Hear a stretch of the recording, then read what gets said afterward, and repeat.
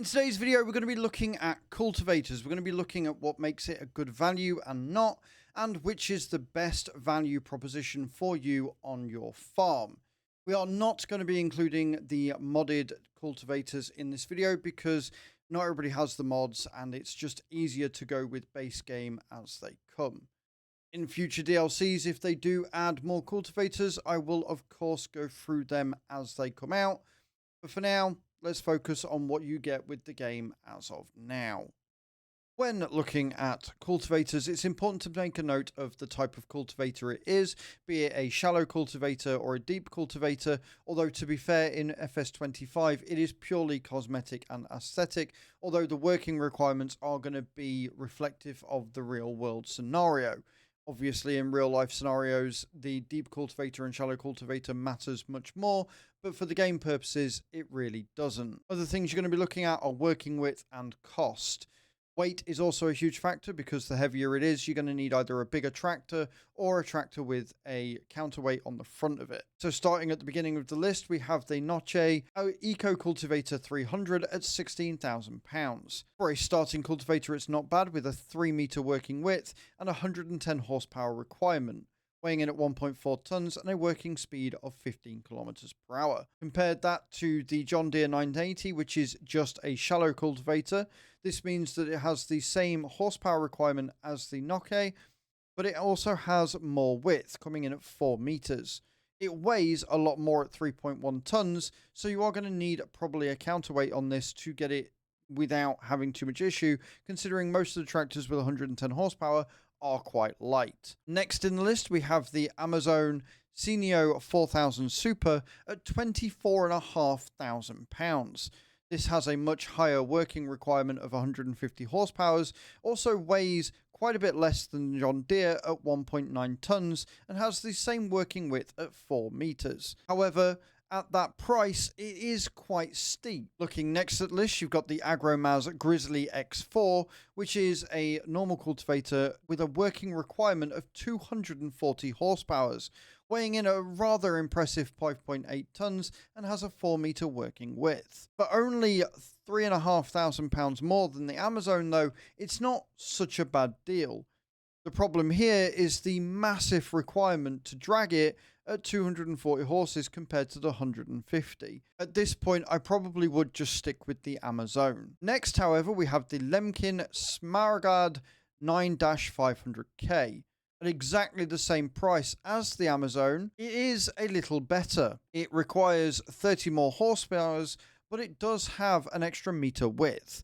It also weighs quite a bit less, which means you're not going to need that counterweight depending on the type of tractor you're using. I would still go with the Lemkin over the Amazon in this instance because of that extra work width for the same price. Next up, we've got the TGA 560 by Treffler, which is £36,000.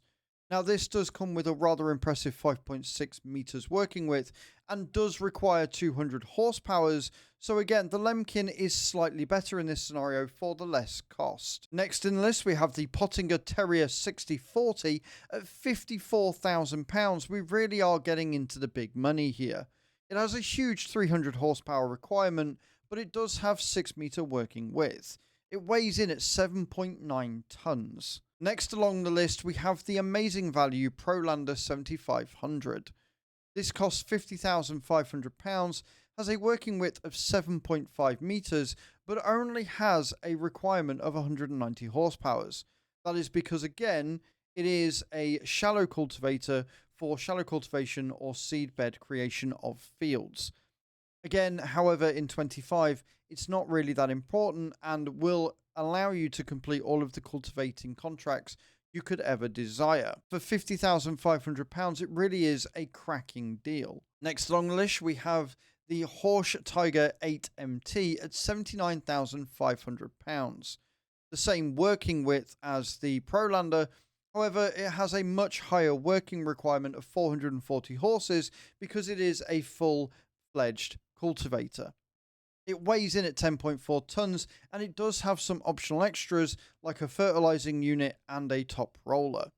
This is a cracking cultivator, but for the price and for a startup farm, you're probably not going to want to be spending that amount of money for that amount of horsepower on the game. Next on the list, we have the Lemkin Korlalin 9-840 for £89,500. For this, you do get a rather large width at 8.4 meters, and it does only require 320 horsepower, but again, it is just a shallow cultivator. Next on the list, we have the amazing valued Einbock Taifun 900 RP58. It is £97,000, but it does have a working width of 9 meters and only requires 260 horsepower. It is, again, a shallow cultivator, but Einbock really do make cracking value bits of machinery to get the job done. Next in the list is still one of the least value propositions in the game. I hated this on FS22 and I still hate it now. It looks great, but at £128,000, the Vaderstad NZ Extreme 1425 has 14.3 meters working width, but requires a massive 400 horsepower to pull and weighs 9.9 tons. It is such a beast of kit, but honestly, for the price, it's not really worth it. However, if you want extortionate prices, the Summers Superchisel CP2050 is £164,500.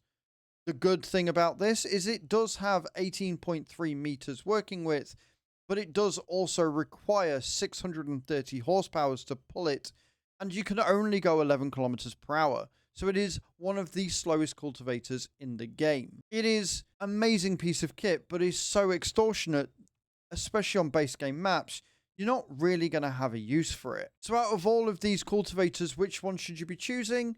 In my opinion, you should be going for the Prolander 7500.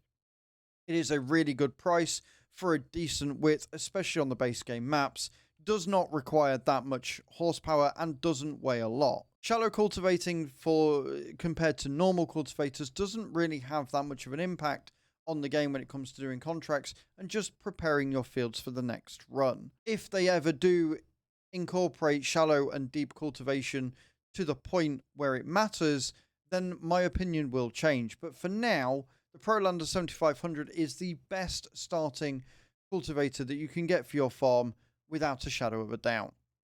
Thank you very much for watching. Don't forget to hit the subscribe button, and I will see you all next time. Ciao, ciao.